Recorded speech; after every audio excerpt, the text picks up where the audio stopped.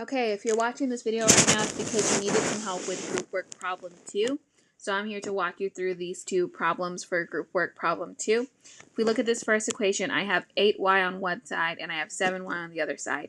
I do not need to distribute. I cannot put these two things together. I cannot put these two things together. So I need to move the variables to one side. This is 8y, this is 7y. This one is smaller. This is the one I'm going to move. It is a positive 7y, so I need to do the opposite, which means I'm subtracting 7y from each side. This cancels out, it equals 0. I don't need to write 0 because I have the negative 2 there.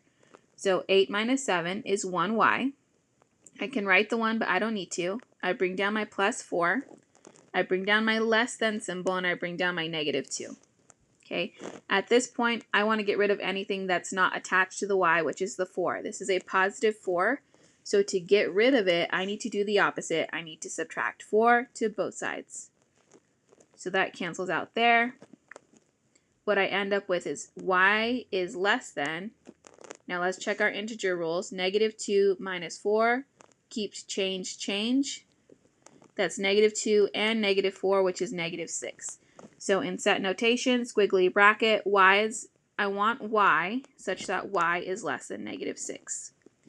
Or if I have this on a number line, I want negative 6, and I don't want it to equal negative 6, but I do want it to be less than. So I'm going to put my open circle and draw my less than arrow to the left.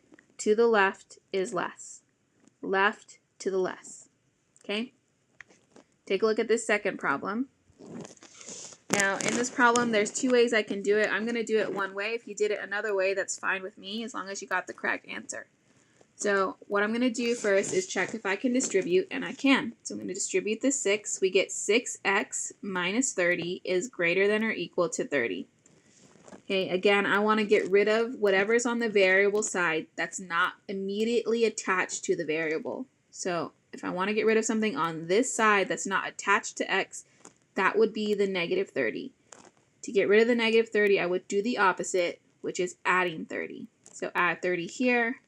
Add 30 here, we're left with 6x is greater than or equal to 60. Now I can get rid of what's attached to the x, which is a 6. It's attached by multiplication, so to undo that, I need to do the opposite, which is division. Divide both sides by 6. We get x is greater than or equal to 10. So this means I want x, and I want x to be greater than or equal to 10. Or, on my number line, I want to have 10, and I actually want it, so I'm going to fill that circle in, and I want it to be greater than. Greater than is to the right. It feels great to be right. Okay. If you needed help with problem 2, that's all done and squared away. Get back to work.